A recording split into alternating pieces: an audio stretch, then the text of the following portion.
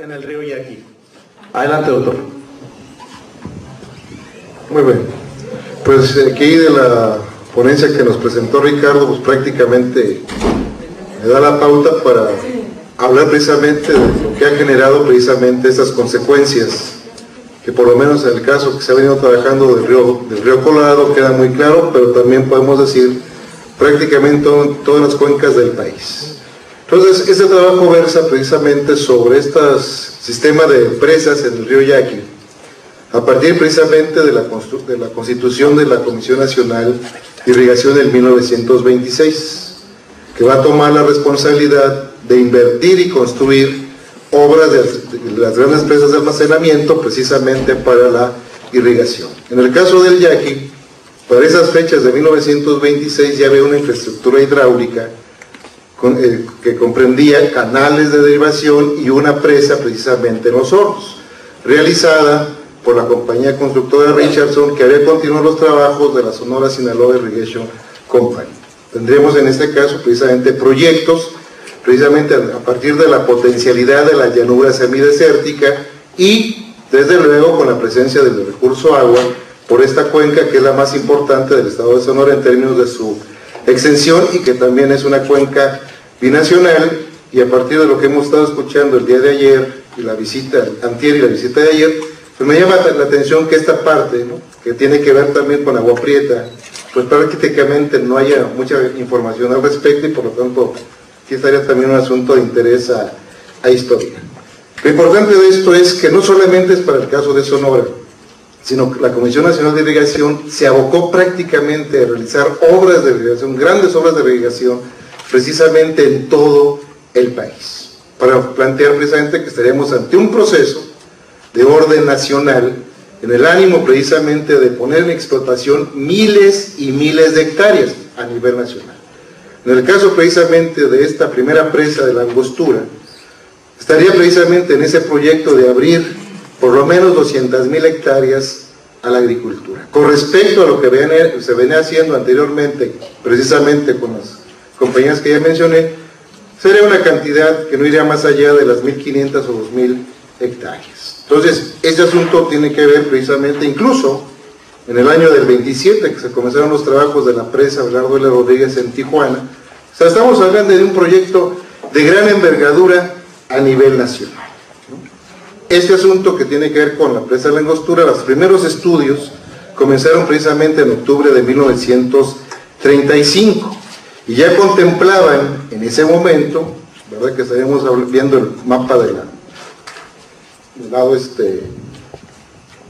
derecho, ahí estarían contempladas 3 presas sobre el río Yaqui.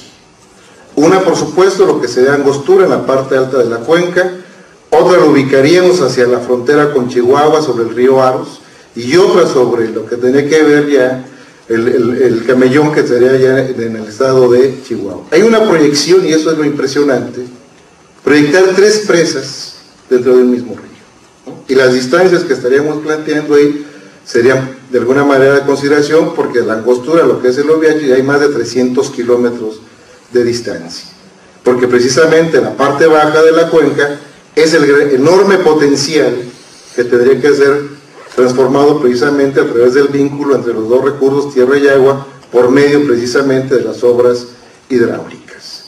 Aquí el asunto es, hay que almacenar el agua, precisamente para darle la respuesta a una demanda que plantearían los propietarios, precisamente que ante esta escasez que se da fundamentalmente en la parte baja, necesitarían el recurso para poder producir de manera permanente en ese sentido, ¿no? Y hablaban en esta ecuación de esas 3 presas, en el proyecto llamadas El Águila, Camellón y Angostura, que implicaría precisamente ese asunto de abrir 245,000 hectáreas a la agricultura intensiva, ¿no? Entonces, aunque no se diga claramente por parte del discurso manejado de manera oficial por los presidentes de la República, estaríamos precisamente ante este asunto de que, por un lado, está la inversión de capitales, por otro lado, forzosamente lo que tiene que ver con la investigación en relación a la semilla que se va a utilizar.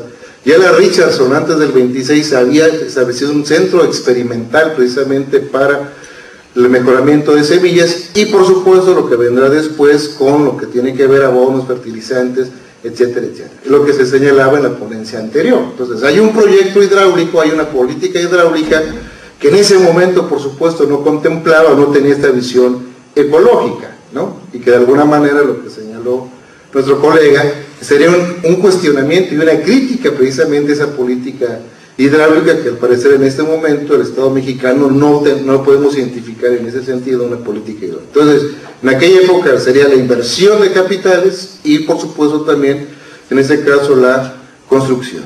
Y hay un asunto interesante ahí en lo que tiene que ver con un ingeniero Barneche, precisamente ante este asunto de que el medio simplemente estaría como un obstáculo, y en la medida misma que se avance eliminando los obstáculos es lo mejor para demostrar este progreso.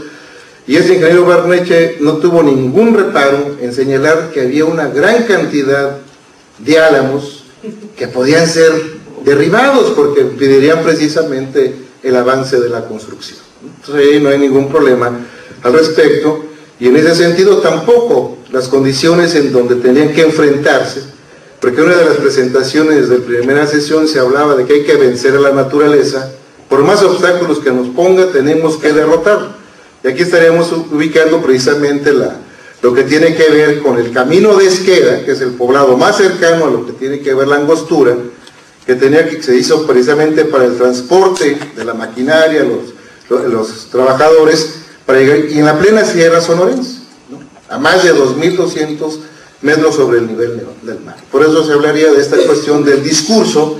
Podemos vencer a la naturaleza, no importa su altitud, no importa lo que nos enfrente. Y es un discurso que viene desde el siglo XIX, eso habría que reconocerlo. Lo que es un obstáculo al cual hay que derrotar, o en su defecto, la naturaleza nos ha dado en grandes cantidades, nos ha dado tal riqueza que simplemente habría que aprovechar.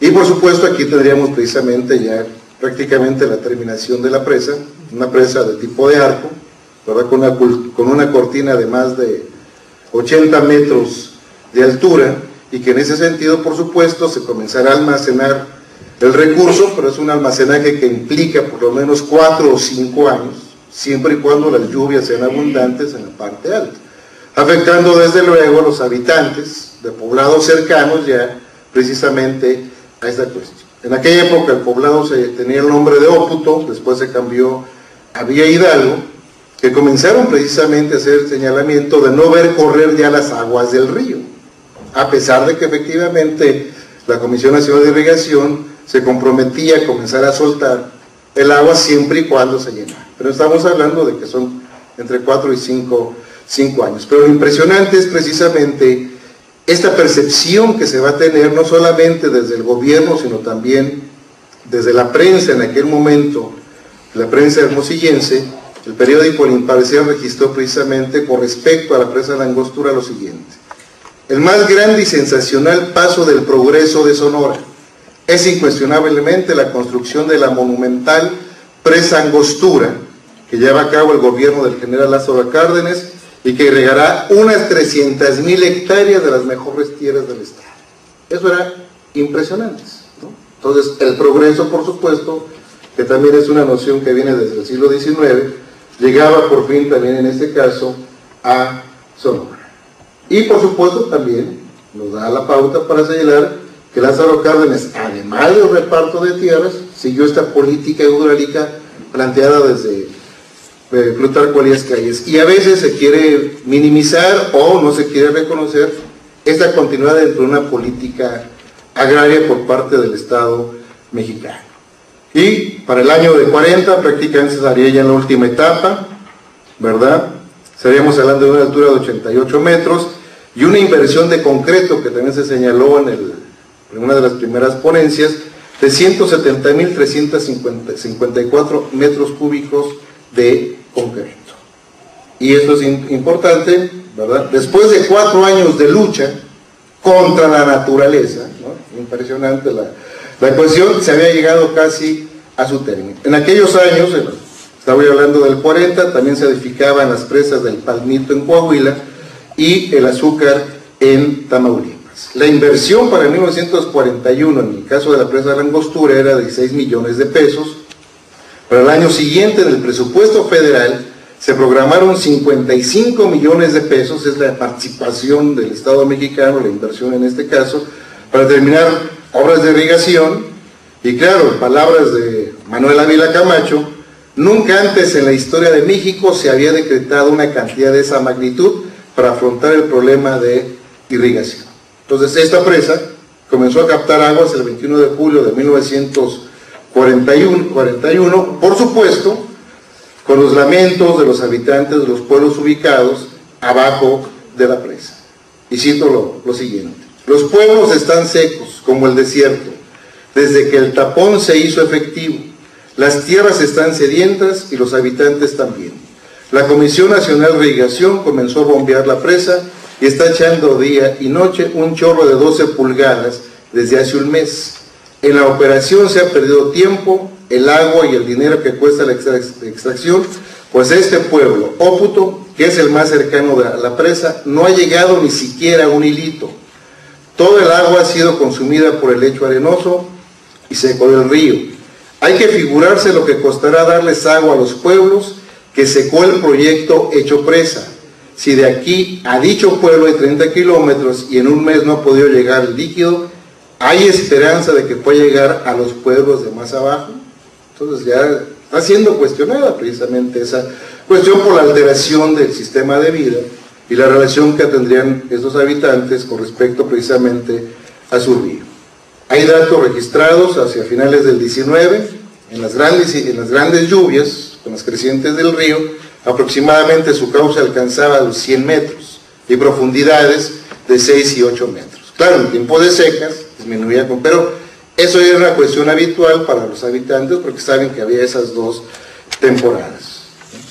Y claro, tuvieron que pasar algunos años precisamente para lo que tendría que ver el llenado del almacenamiento. Entonces, construir presas no era la solución de manera inmediata. Insisto, había que esperar algunos años para su propio almacenamiento. Eso sería con el caso de la presa Angostura. Pero a pesar de ello, pues por supuesto, los técnicos de la Comisión Nacional de Irrigación no quedaron satisfechos porque detectaron precisamente la ubicación de la presa, 320 kilómetros y un poco más con respecto al propio valle, y comenzaron a hacer los estudios precisamente para construir una segunda presa, destacando fundamentalmente en ese aspecto la participación del Estado mexicano. No podía ser posible esta actividad por parte de iniciativa privada, solamente el Estado mexicano podría implementar este tipo de las grandes obras que yo le había planteado hace 1905 el ingeniero Roberto Gayol, y precisamente el compañero José Luis Moreno señalaba, siguiendo precisamente la política implementada en los Estados Unidos, ¿no? La construcción de las grandes presas realizada por el gobierno estadounidense, aquí décadas después de lo planteado por el ingeniero Gayol, se concretaba en esta cuestión. Entonces, había que seguir avanzando en ese asunto, ¿verdad? Lo que tendría que ver con esta disponibilidad del recurso fundamentalmente para los propietarios y por supuesto para las colonias yaquis, y en ese sentido se plantearía precisamente esta nueva construcción. Para ello, por supuesto, el presidente Ávila Camacho señaló que la irrigación era un lugar prominente en su gestión de gobierno y se aseguró ante diputados y senadores la aportación de los recursos para terminar las obras de irrigación. Se llevaron a cabo los estudios, eso sería precisamente aguas abajo de la boquilla del Oviachi, para que veamos que efectivamente el río corría en aquellos años precisamente por su cauce. Hoy ya no lo vemos correr porque ha sido derivado a través de canales, ¿verdad?, que van fundamentalmente dirigidos a irrigar las tierras de agricultura, y en ese sentido precisamente ubicaría esta cuestión de comenzar a trabajar sobre ese asunto. Y de nueva cuenta, ¿verdad?, en un medio que efectivamente implicaba también enfrentamiento con la naturaleza desde la óptica de los técnicos, pero que ya tenían esa experiencia para avanzar en esa cuestión. Lo importante es que precisamente seguían convencidos desde el gobierno federal de los grandes beneficios que iban a derivar al país las grandes áreas irrigadas, para aprovechar debidamente los recursos hidráulicos que se disponen para conjurar nuestras deficiencias climatéricas. Se ha seguido concediendo máxima importancia al problema de construcción de obras de riego. Y destacan precisamente que de 26 a 1940, los primeros años de la Comisión Nacional de Irrigación, pues prácticamente se estaban regando 263.910 hectáreas. Entonces, impresionante precisamente esta idea que tendría el gobierno federal para avanzar en términos de el progreso. También, a esas fechas, está la construcción de la presa de Hermosillo. Sería interesante precisamente, y creo que este tipo de seminario nos permite tener este panorama general de no solamente verlo de manera aislada, sino que efectivamente estamos hablando de un gran proyecto hidráulico que comenzó en 1926 con intervención directa, insisto, por parte del Estado. Por supuesto, Ávila Camacho planteaba esa cuestión en términos de la inversión, eran 189 millones al final de su gestión y la apertura de miles de hectáreas al cultivo. En el imparcial, por supuesto, tenían esta percepción que nos manejaba también Hilda, la percepción que esta segunda obra en el Valle del Yaqui, más la que se estaba proyectando ya en el Valle del Mayo, pues prácticamente el sur de Sonora se iba a convertir en la principal unidad productiva de todo el país. Y quizás no solamente del país, sino también de América Latina. Hay que pensar en grande, y de esa manera se ubicaría en esta cuestión. Esta euforia, por supuesto, periodística, por la construcción de las presas, ¿verdad?, que va a permitir controlar las aguas del río Yaqui y el avance de los métodos agrícolas. Por supuesto, el estado de Sonora iba a quedar a la vanguardia prácticamente del continente americano. No quisiera exagerar un poco, para no decir del mundo, ¿verdad?, pero iba a ser una cuestión impresionante. Por supuesto, el gobernador Abelardo L. Rodríguez apoyó decididamente esta construcción, y en la ceremonia, ¿verdad?, de protesta como presidente de la República de Miguel Alemán, también señalaba esta continuidad en la política hidráulica. El bienestar de la nación requiere el aumento de la producción agrícola, para lo que es fundamental el desarrollo de las obras de riego, que restarán a la eventualidad de las sequías extensiones cultivables, cuya producción puede resolver definitivamente la urgencia nacional de muchos de los artículos de primera necesidad para el consumo del pueblo. Hoy estamos escuchando que hay que ver otra vez al mercado interno, ¿no?, ante los asuntos que están pasando en los Estados Unidos. Entonces la inversión proyectó invertir 1.500 millones de pesos durante su sexenio. Ya para ese momento aparece ya la Secretaría de Recursos Hidráulicos, que me parece que es mostrar en los hechos la importancia que tenía la política hidráulica. Hoy tenemos una comisión que por supuesto estaría en un nivel inferior con respecto al papel de una secretaría. Entonces, los trabajos en la presa de la Álvaro Obregón fue realizado por una empresa privada, Urbanizaciones S.A., ¿verdad? Se firmó un contrato al respecto, y el inicio de la construcción se realizó ya en 1947. Simplemente proyectaría en esta cuestión las obras a ejecutar a partir precisamente de esta segunda obra. Por supuesto, la presa Oviachi, 95 millones de pesos fue proyectado.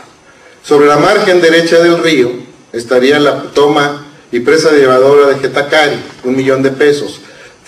Tramo muerto, canal margen derecha, 15 kilómetros, red de canales, caminos y drenes en las tierras de la margen derecha, presa derivadora Marcos Carrillo, y en la margen izquierda ampliación en 13 kilómetros del canal principal y construcción del occidental, construcción del canal alto. Estamos hablando de una inversión de 233.500.000 pesos, para lo que implicaría esta segunda presa. Simplemente para terminar, porque lo que viene en el resto de la ponencia son los trabajos que se realizaron, aquí simplemente implicaría que, en manera de una conclusión, la participación del gobierno federal por medio de la Comisión Nacional de Irrigación, como inversionista en y constructor de las grandes presas de almacenamiento, fue una ruptura con el papel de promotor que solamente había asumido de las actividades económicas durante los años que viene desempeñando en estricto apego a la lógica liberal. La inyección de fondos para la construcción de obras hidráulicas fue el eje de la política hidráulica en nuestro país para el periodo de estudio.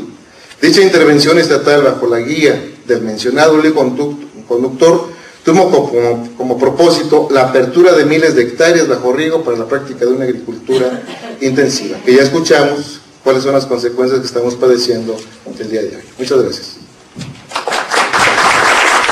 Sí, muchas gracias, doctor. Vamos a tener ahora la participación de Alfonso Cortés Lara, del COLEF Mexicali, con su interesante ponencia Gestión del agua de riego y binacional, el papel cambiante de usuarios agrícolas de Mexicali.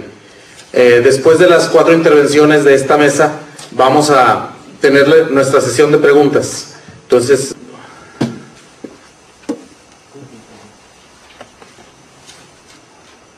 bueno, antes que nada, pues quiero agradecer a la RECONUR y a la organizadora Arcelia Armaraz por su invitación. RECONUR Norte, ¿verdad? Y para estar aquí presentándoles alguna parte de los resultados de una investigación doctoral que estoy desarrollando y que versa sobre el papel que tienen que ver en toda esta cuestión de gestión del agua de riego y binacional, los actores que consideramos centrales en esto, por todo lo que se ha venido manejando, son los agricultores. Y me parece muy oportuno que me hayan ubicado en esta mesa en este momento, después de que ya les brindaron a ustedes todos los antecedentes desde la presentación de Marco Antonio Samaniego hasta el recorrido de ayer, porque eso permite entender mucho más esto que les voy a presentar. Esta es de lo que hablaré, algunos antecedentes, el objetivo de esta presentación. Planteo unas preguntas centrales. ¿No tienes para moverlas?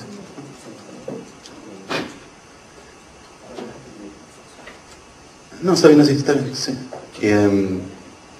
Y la idea es presentarle algunos hallazgos preliminares. Bueno, a lo mejor se les hace familiar este río, pero obviamente es el río Colorado. Obviamente no es aquí, ¿verdad? No es aquí por donde visitaron ustedes, que es en Colorado, nada más para refrescar nuestras mentes. Pero la agricultura del Valle de Mexicali depende completamente, ya sea de los escurrimientos del río o de las infiltraciones generadas también por el acuífero del río Colorado.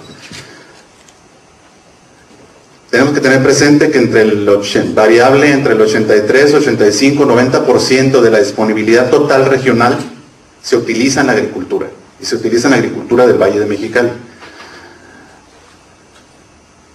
Tener presente también que aún tenemos unos niveles o unos índices de eficiencia de uso del agua de riego que no son precisamente los óptimos, y aquí utilizo el término de eficiencia desde el punto de vista técnico, operativo, en el manejo del agua de riego.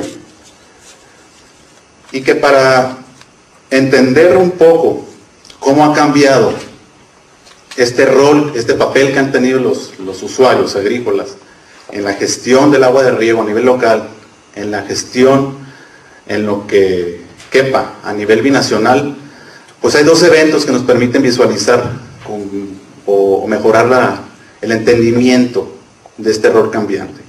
Yo considero que el problema de la salinidad, que se ha hablado un poco aquí ya, de la salinidad que inició en los 60, 70 y que todavía se escucha decir que permanece, y el del canal todo americano, pues nos permiten visualizar ese rol cambiante. Entonces la idea aquí es mostrarles esto.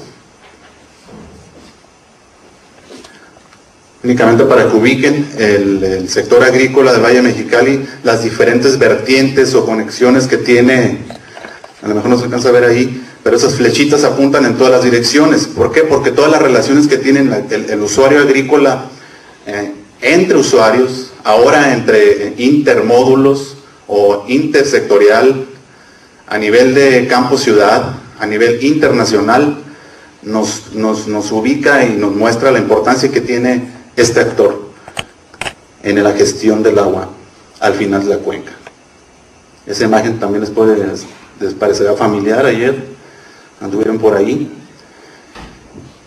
Las preguntas centrales de esta investigación se basan en que todo todo esto, los procesos institucionales, los procesos organizacionales y los procesos productivos de los agricultores han cambiado, y que ese cambio tiene una relación directa en su capacidad de gestión del agua de riego y también en su capacidad de gestión o su intervención en lo que tiene que ver con el manejo de aguas binacionales. Entonces, de esto surgen algunas preguntas. ¿Cuáles son?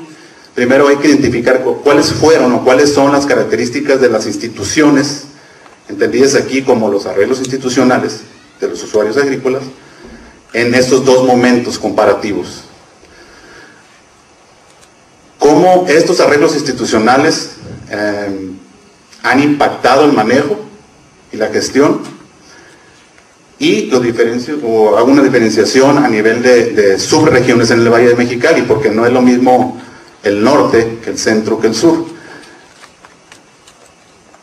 Y de qué manera han influido los agricultores en el cambio institucional mismo, en el cambio de los marcos binacionales, por ejemplo, para el manejo, y en el cambio de leyes locales. Se utiliza un marco de análisis institucional, es una combinación con manejo integrado de recursos. Decía, comparo dos momentos, la salinidad americano y 3 zonas en el Valle de Mexicali, utilizando métodos únicamente de investigación cualitativa. Los resultados o los hallazgos que les mostraré aquí los referiría únicamente a una de estas partes, a lo que tiene que ver con lo que se encontró en la zona norte. Obviamente ese círculo únicamente es indicador, no delimita la zona, y me estoy ubicando también a lo que se obtuvo de los usuarios agrícolas, porque en esta investigación también se investigó a otro tipo de actores indirectamente relacionados con el campo, que son los operadores del agua, oficiales operadores del agua, pero en este caso nada más mostraré lo que tiene que ver con la percepción o con los hallazgos de los agricultores, provenientes de los agricultores, perdón. A nivel de lo general, de los temas generales que quiero mostrar, primero encuentro que hay dos posiciones cuando hablamos de cómo ha cambiado, de cómo ha evolucionado la agricultura del Valle de Mexicali. Todas esas variables únicamente son para ilustrar, ahorita les platico todas esas iniciales de qué se tratan, pero hay los agricultores que dicen que ha habido una regresión en el sector, comparando esos dos tiempos, contra los que dicen que hay un progreso. Y estas variables que pongo ahí como explicativas de esa respuesta, pues nos indican únicamente que hay una polarización. Bueno, ¿qué es lo que explica, o qué les explica a los agricultores que comentan que ha habido una regresión? Bueno, se han incrementado los costos de producción, se han reducido los precios de sus productos. Recordemos que aquí hay 3 productos principales: trigo, alfalfa, algodón, que por cierto hay una quemazón bastante importante de algodón. Que los créditos se han reducido, que la comercialización de sus productos es cada vez más difícil, y que eso ha llevado a que se incremente significativamente el índice de rentismo. En algunos ejidos encontramos que hay índice de rentismo de 90%, 95%. Estos son un grupo de agricultores, digamos es un sector de agricultores que dice que ha habido un retroceso.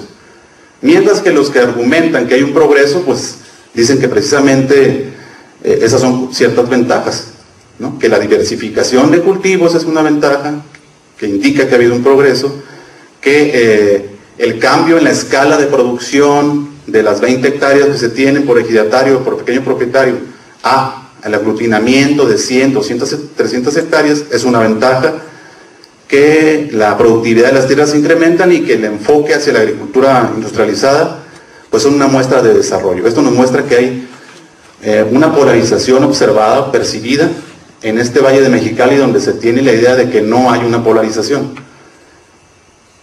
en ese sentido. Y con lo que tiene que ver con el riego, igual, o sea, tenemos las visiones de lo que significa el manejo exitoso del riego, y de los que dicen que exactamente lo contrario.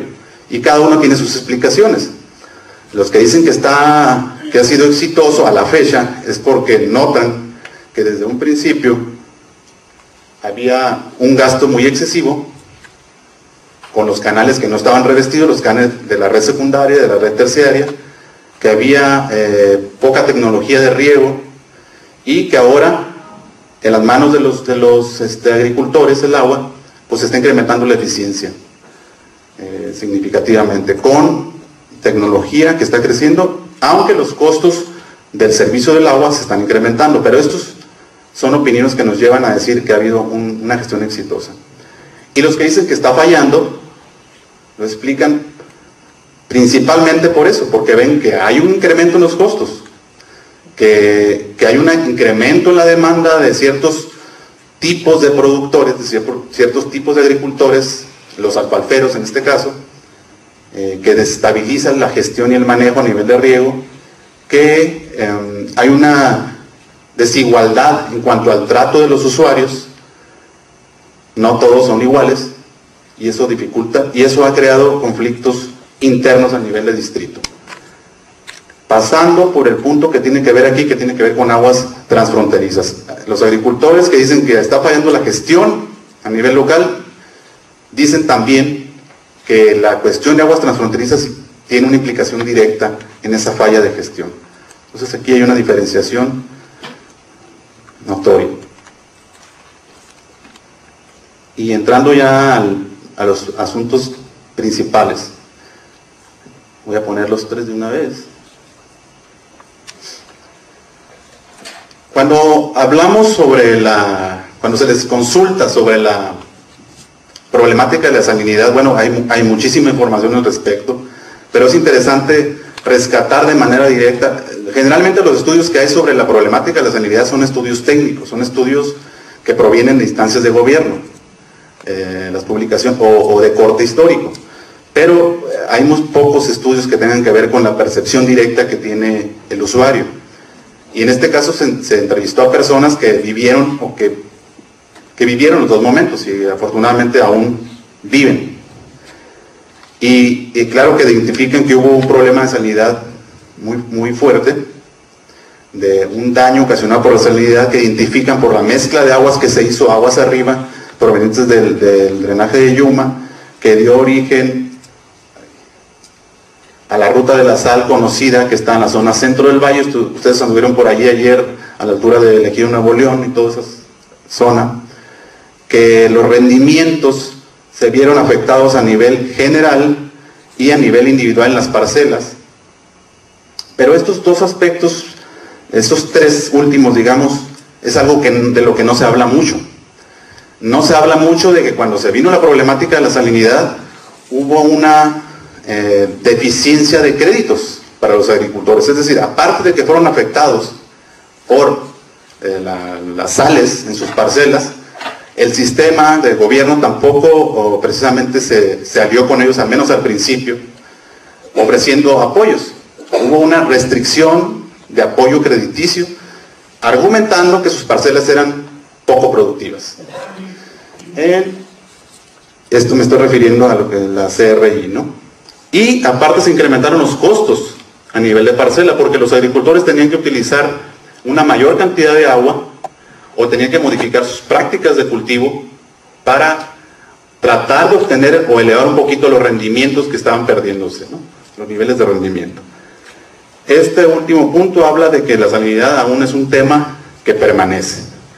Cuando decimos por qué permanece es porque todavía no sienten que las sales se hayan ido de sus tierras. Y estoy hablando, si nos ubicamos, estoy hablando de las percepciones que se tiene en la zona norte. La zona norte del Valle de Mexicali es la más productiva del Valle de Mexicali. Y ellos no están hablando en tercera persona, están hablando en parcelas de la zona norte. Bien, en cuanto a lo que tiene que ver con su participación, que fue notorio su alto nivel de participación, se identifican que hay pues una serie de factores, ¿no? que explican por qué se dio eso, que es parte del estudio, que parte central de este estudio. Y me llama mucho la atención que la unidad que se dio, la solidaridad, los liderazgos distintos. Ese LEA también significa del liderazgo de un presidente. Pues se basa y se origina en la unidad familiar. Es decir, cuando decimos por qué hubo tanta fuerza de los agricultores, la explicación es que la fuerza estaba precisamente en la unidad familiar, en el núcleo familiar. Había una permanencia, había un arraigo muy fuerte, comparado con ahora pues nada que ver, y eso explicaba por qué los padres, los abuelos, los tíos tenían esa capacidad para asistir a las grandes reuniones que existían en ese tiempo, y pues eran muy solidarios, guiados siempre por una figura de liderazgo oficial, de alguna manera, que es el comisariado o presidente del comisariado ejidal, que tenía un poder de convocatoria difícil de medir en estos tiempos, ¿no? Entonces, desde la unidad familiar, pasando por el presidente del comisariado ejidal, hasta la fortaleza de las uniones las centrales campesinas, la CNC, la Unión de Pequeños Propietarios y la UAR, Unión Agrícola Regional, que eran las 4 principales que se mostraron, y todos estos pudieron unirse gracias a que tenían una capacidad financiera muy fuerte. Y esa capacidad financiera venía precisamente de su capacidad de gestión en el agua local, en el agua de riego. Las cuotas que se pagaban en aquel entonces, que se canalizaban a través de la Secretaría de Recursos Hidráulicos en ese entonces, había una aportación voluntaria a nivel de parcela que financiaba el movimiento o la movilización de las centrales campesinas. Entonces, el liderazgo presidencial. Y acá abajo estamos viendo la función que explica de manera indirecta qué capacidad tenían para influir en el desarrollo de obras a nivel internacional. Consideran que ellos tuvieron bastante que ver en la presión para modificar un tratado, o por lo menos presionar para que se modificara y que se desarrollara el Acta 242, que habla de la salinidad, para obtener un programa de rehabilitación, que es el principal beneficio que obtienen, aunque consideran también de que hay un programa de rehabilitación que está inconcluso, y que vino el financiamiento también derivado de esa participación, aunque con un alto nivel de corrupción. Después, si quieren, les platico de qué se trata esas POS, porque es un tema difícil. Con respecto al Canal Todo Americano, no voy a abundar a cada una de estas, pero es prácticamente la explicación inversa a lo que ocurrió en el problema de salinidad. Las explicaciones del por qué fue tan altamente participativa ahora son las explicaciones del por qué no. Y fundamentalmente viene una que tiene que ver, bueno, me voy a ir aquí primero. Cuando ellos hablan del Canal Todo Americano, mencionan muchísimo que esto es un proceso cíclico, que aunque en el problema de salinidad se presentó y después vino ahora el Canal Todo Americano, no, perdón, antes hubo una hora el Canal Todo Americano, y que en aquel tiempo la afectación fue de inundación, pero que ahora están reclamando que ya no lo revistan. ¿Por qué? Porque se puede venir una escasez. Es decir, mencionan algo cíclico en lo que tiene que ver con el Todo Americano, y que va a llevar a hacer reajustes en la proporción de tierra a nivel de parcela individual de cada uno de los agricultores. Es decir, se va a reducir a nivel de parcela. En lugar de sembrar 20 o 25, se van a tener que sembrar 18, 14 o 15, dependiendo de qué cultivo se esté hablando. Y un efecto prácticamente directo en la migración. Y esto lo fundamentan en la experiencia pasada. Y la explicación de la participación es exactamente lo contrario de la salinidad. No hay fondos ahora. Hace rato comentaba por aquí algunas personas que se tuvo temor. La explicación que se da como fundamental para esa falta de participación es de que ahora no hay recursos. Aparte del liderazgo, sí, pero dicho liderazgo se sostenía con recursos de los mismos agricultores que ahora no tienen esa capacidad de generar recursos, y se forma esta espiral negativa, ¿no?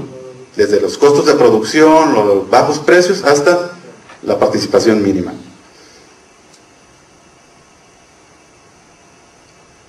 ¿Qué diferencias podemos observar grandes, digamos, entre las muchas que resalta este estudio?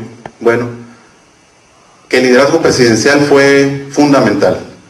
Mientras Luis Echeverría Álvarez vino y convocó para hablar del problema de salinidad en los mismos ejidos, en el ejido Nuevo León, en el ejido Yucatán, en el sur del Valle de Mexicali, y se quedaba a dormir allí.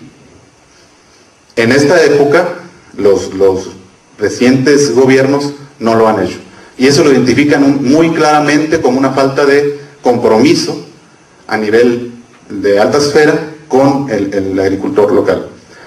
Desde luego que el grado de organización gremial pues es prácticamente inexistente ahora. Las campesinas, organizaciones campesinas totalmente desintegradas, sin financiamiento, sin líderes, y desde luego que eso afecta la capacidad para influir en el cambio institucional de cualquier índole. Pero hay un punto que tiene que ver con la POS que estaba por allá y una POC que estaba en el todo americano. Ahorita me regreso otra vez. Esto lo pongo así separado porque me parece que es un asunto que tiene que investigarse más, pero que sin embargo todos lo mencionaban. Había una política o una estrategia, inclusive en los tiempos de la problemática de la salinidad, que decían, todo esto estaba orquestado. Estaba orquestado en los tiempos de la salinidad para que nosotros aguantáramos y recibiéramos una compensación a través del programa de rehabilitación. Y son palabras de personas que recibieron ese financiamiento. Y ahora también se menciona igual con el POC en el canal todo americano, cuando se menciona exactamente lo mismo. Nomás que ahora les dijeron, los que tienen que aguantar, ya no nos pidieron a nosotros que aguantáramos. Son otros sectores que no precisamente son del campo. Y bueno, al final yo quería poner algunas limitantes de gestión que se mencionaron, pero que se basan básicamente en el abandono del sector. El sector agrícola, incluyendo el agropecuario y pesquero, está abandonado en el Valle de Mexicali, comparativamente hablando, ¿sí?, con el pasado reciente, y eso es lo que da origen a esa pérdida de capacidad económica y luego financiera, y luego de organización gremial, y luego de impacto para influir en las políticas de gestión local, inclusive ahora con los módulos de riego, ¿sí?, a quienes apuntan como más bien con responsabilidad o con compromiso con las autoridades de arriba y no precisamente con los usuarios. Y dos frases para concluir todo esto que creo que recogen toda la idea.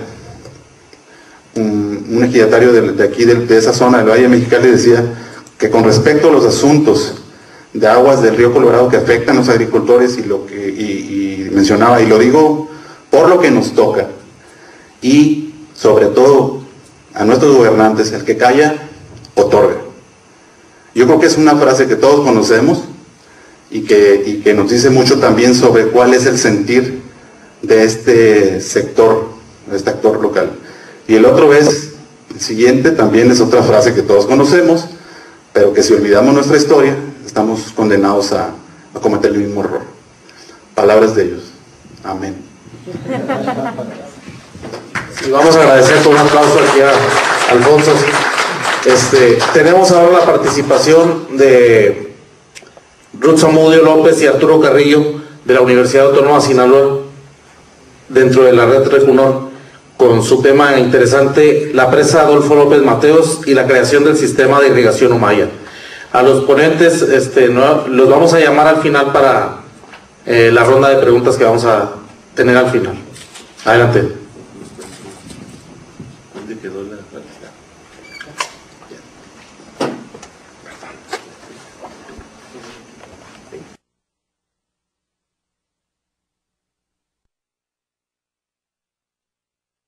Un tema que igual que Gustavo Lorenzana, un poco desde la historia, ¿no? O sea, temas no tan actuales como los que se han estado aquí presentando, pero creo que también es interesante pues ver este proceso de creación de sistemas hidráulicos que, aunque son, pues ahora se ha visto que han traído muchos problemas de distinto carácter, pero en un momento dado fueron la esperanza, ¿verdad?, para el crecimiento de México, para el desarrollo, para muchas cosas.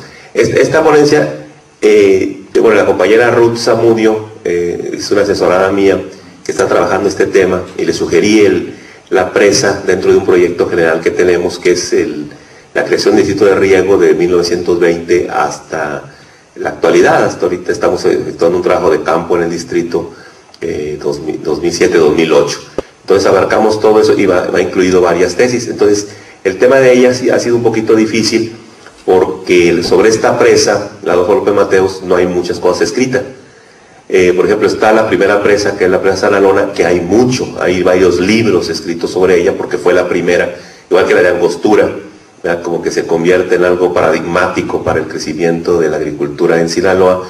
Y ya luego una segunda en el norte, la Miguel Hidalgo, que también hay con la Comisión del Río Fuerte, hay libros, hay todo. Y en cambio ya la tercera, como que ya no le dieron tanta importancia y no hay mucho. Y entonces se ha batallado mucho con información, y decidimos juntar lo que yo tenía con lo de ella para tratar de tener un poco esta historia más completa. Entonces este distrito, al igual que los que ya mencionaron aquí, como lo del río Yaqui, pues es uno de los más grandes de México. Y todo el sistema de presas que se ha ido creando pues ha permitido ampliar la cantidad de tierras irrigadas. Se inicia, efectivamente, como ya se mencionaba, ahí faltó mencionar a Sinaloa, en la década de los 30, las primeras presas en todo el país, los primeros grandes intentos de creación de presas, pues también está incluido, al igual que Sonora y la ya mencionada, Sinaloa. Entonces, en 1933, el gobierno, a través de la Comisión Nacional de Irrigación, retoma los antiguos sistemas de riego y decreta la creación del distrito de riego número 10. Entonces, es uno también de los primeros del país que se van a establecer. Pero todavía no es con grandes obras, sino son las obras que habían creado sobre todo los empresarios en particular, y algunas obras combinadas con el Estado. En el 40 ya se inicia la construcción de la gran presa, vamos a decirlo así, de más de 800 millones de metros cúbicos, que es la presa Sanalona, que se inaugura en 1948. Entonces, con esto se logra irrigar 95,000 hectáreas, que tal vez parece poco en relación con las 220,000 del Yaqui, pero pues fue una obra importante, la primera gran obra que tenemos, y se establece lo que se conoce como el sistema del distrito de riego, el sistema Culiacán. Posteriormente se va a planear extenderse el distrito hacia el norte, que ya es un poco una zona que tiene algunos cerros, montes, etcétera, a diferencia de lo que es estrictamente el Valle de Culiacán, que era la zona potencialmente más productiva.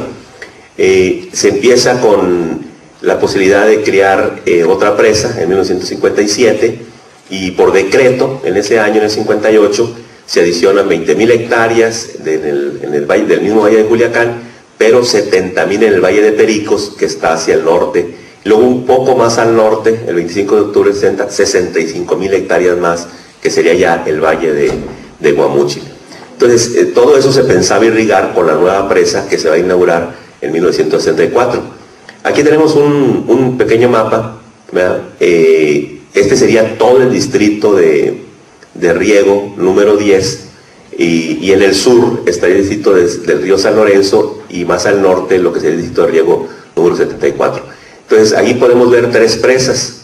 Bueno, la primera, que sería esta, la presa Sanalona, 1948, la segunda, que es la que vamos a tocar ahorita, estamos abordando, la presa Adolfo López Mateos, ¿verdad?, del 64, y posteriormente van a surgir dos presas más, ¿verdad?, esta del 81, pero ya hasta 1981, que es la López Portillo, y luego la Buelna, que es un poco más chica, que fortalecería todo esto. Entonces, esta sería la zona centro del estado, y como ven, pues es una zona bastante grande, y de ahí ha habido toda una historia de división de los distritos.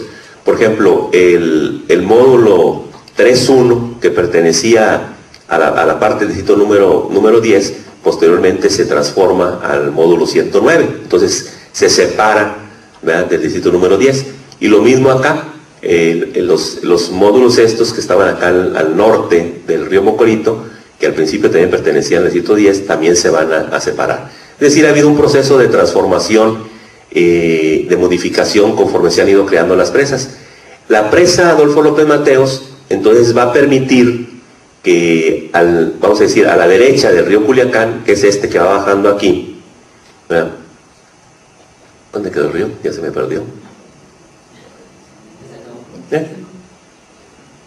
Bueno, vámonos mejor con acá abajo. Anterior, notas. Anterior. No, pues sí tiene que ir hacia atrás, ¿no? Ahí está. Ya apareció.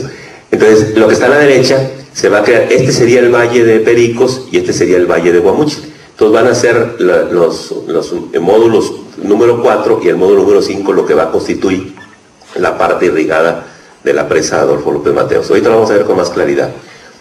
Bueno, un inventario así general de la zona centro, del conjunto de recursos que tuvo, son las mencionadas estas 4 presas que ya les comenté de almacenaje.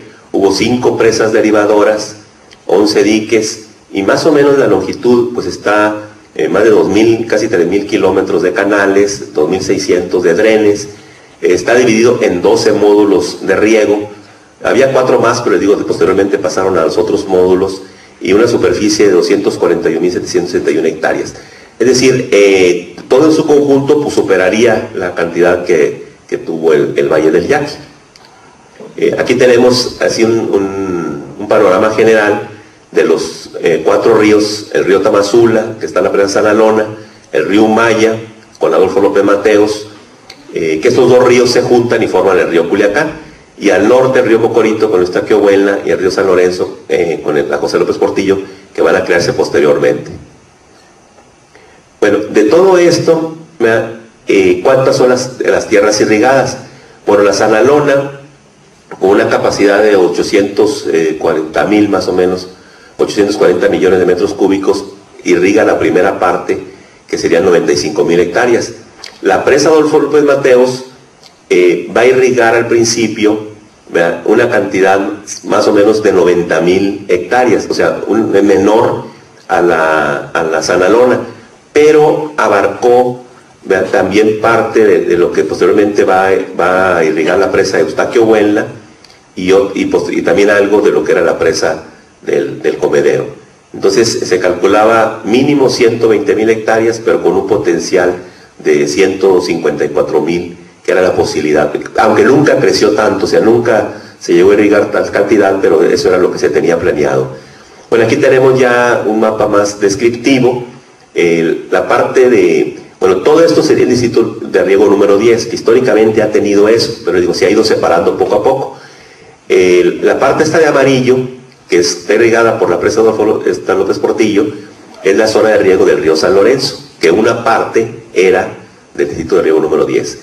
La zona esta de color verde, que es la que irriga el río Culiacán, es la parte histórica, y yo creo que ahorita la parte más productiva de todo Sinaloa. O sea, es donde está la zona hortícola, donde hay una productividad altísima, donde actualmente están los invernaderos, sistemas de riego por goteo, etc. Y no es casual, ¿verdad? Pues históricamente es la que prácticamente desde el principio de siglo, de 1908, se está sembrando hortalizas. Entonces hay toda una experiencia productiva. La zona nueva es esta del Valle de Pericos, ¿verdad?, que digo que es una zona de montes, y luego estaría la zona del Valle de Guamúchil, que también es una zona con montes, pero que se han ido incorporando las tierras al cultivo. Y esta es la zona de Mocorito. Entonces aquí tenemos la cantidad de volúmenes de agua que la presa Adolfo López Mateos está proveyendo, en este caso 30 millones de metros cúbicos de consumo humano, consumo doméstico e industrial, o sea 30, que es poco. Al Valle de Culiacán 95, en la zona, en la unidad 2 que le llamamos, la primera que les mencioné de color verde, y luego la primera, a la más original, 369, y Pericos y Guamúchil, que es la zona nueva, 957. Y una partecita del agua llega hasta la parte del río Mocorito con 119. Aquí lo podemos ver. Entonces es una presa que, a diferencia de la primera, que nada más irrigaba las tierras que estaban cerca de Culiacán, aquí sí irriga una gran extensión. De hecho es un canal, el canal Humaya, que es el que va por toda esta orilla, es el que va a permitir, ¿verdad?, que se irrigue toda esta zona. Por eso la obra salió muy cara, porque es un primer canal que tiene como característica que está totalmente revestido. Anteriormente los canales eran de tierra. Entonces una obra que se va a diseñar, por cierto, la compañera cuando empezó su tesis la llamaba el coloso de cemento. O sea, porque era una obra con una cantidad de cemento que se utilizó de manera casi exagerada. Bueno, acuérdense que los gobiernos mexicanos también le ponen de más, ¿verdad? Que ahorita vamos a ver las cantidades que se gastaron. Bueno, entonces aquí, esto permitió, esta obra, después de que se construye, permitió reforzar lo que se conoce como el plino, que era la posibilidad de armar todo un sistema de presas desde Nayarit, que está aquí, hasta precisamente Sonora. Aquí está el Álvaro Obregón, que ya se mencionó. Entonces, efectivamente, la creación de este tipo de presas, por ejemplo, aquí está el de San Lorenzo, la que estamos hablando ahorita de la Sanalona, luego López Mateos, que va a brincar este cerro y va a seguir hacia el norte, y luego las del Fuerte. Entonces Sinaloa se integra en todo un sistema muy completo que se piensa, bueno, siempre se pensó con la presa Huites, la presa Hidalgo Huites, que se uniera ya con el sur de Sonora y luego integrarla a todo el sistema. Entonces fue un plan que se hizo gracias a la construcción de esta presa, que precisamente cubrió una zona muy difícil de apoyar, ¿verdad? Aquí tenemos más o menos el costo de la obra, ¿verdad? En este caso se calculaba en 1957 de 340 millones de pesos y la San Lorenzo 115. Por cierto, se prefirió esta por el potencial que tenía precisamente para unir con el sur de Sonora y luego con el norte, y posteriormente pasar agua hasta Estados Unidos, que era la idea del plino, llevar el agua del sur, desde Nayarit y Sinaloa, hasta Sonora y luego hacia Estados Unidos. Aquí están un poco los costos. Si se fijan, de los 340 millones planeados originalmente, en el 57, 10 años después, la realidad mostró que el costo fue elevadísimo. Los 340 se llevaron en el puro vaso de la presa, la cortina, el vertedero, la toma de agua, etcétera, etcétera. Ahí se fueron los 358 millones. Pero el canal principal que les mencionaba, al ser todo revestido y ocupar más de 130 kilómetros, se llevó 770 millones de pesos, más todos los costos de los dos valles, y en total fueron 1.667 millones de pesos, de los 340 originales que serían, o sea, 4 veces más de lo planeado. Aquí tenemos el costo por hectárea, el calculado era 3.040 pesos, y al final, en el 67, que todavía no se terminaba de construir todo el sistema de distribución, ya era 11.915 pesos. O sea, fue una obra costosísima. Se decía que era la principal obra que iba a haber en México por el tamaño de la presa, de más de 3 millones de metros cúbicos. Bueno, y aquí tenemos ya nada más, o sea, cuáles son los valles, cuál es lo que estaba en riego, cuál es lo programado, los 120.000 hectáreas. Fundamentalmente otra característica es que, si se fijan, los pequeños agricultores superan a la propiedad ejidal, a diferencia de la primera del sistema Culiacán, que está pegado, donde la mayoría de los usuarios son ejidatarios, ¿verdad? Y la minoría pues son los pequeños propietarios. Aquí en este caso va a ser al revés, es decir, más del doble son pequeños propietarios. Y eso, si aunamos que generalmente los pequeños propietarios tienen mayor cantidad de tierra que los ejidatarios, pues en esta zona, en el sistema Humaya, pues es mucho más grande el problema. Bueno, aquí teníamos nada más algo de la superficie por hectáreas y los volúmenes de agua que ocupa cada una de superficie. Y para finalizar, pues cuáles son los productos, ¿no? Creo que estaba leyendo un trabajo de 1957, cuando se planeaba esta obra, y decía pues que de todas las presas y los distritos de riegos en el país, Culiacán, pues la Valle de Culiacán y otras dos zonas eran las únicas que tenían una agricultura tan diversificada.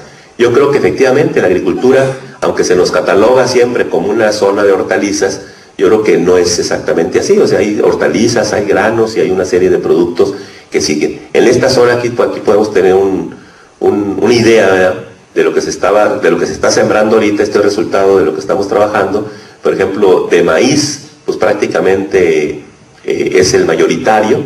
O sea, el maíz ha vuelto a tomar a través de una explotación no tradicional, sino una explotación empresarial, es el cultivo principal, ¿verdad? Y con altas tasas de rendimiento. El frijol sigue teniendo importancia. El garbanzo, que históricamente fue importante en la década de los 20, de los 30, aún sigue teniendo cierta importancia, igual que otros granos. Y el tomate, que no es significativo en el volumen de producción, pero por el valor que llega a tener, entonces sí, por eso sí es que nos convierte y se conoce como el Valle de Culiacán, y tanto en sus dos sistemas como uno de los centros más importantes de producción hortícola. Pero con eso tenemos un panorama general. Muchas gracias. Sí, agradecemos la presentación aquí que nos hizo el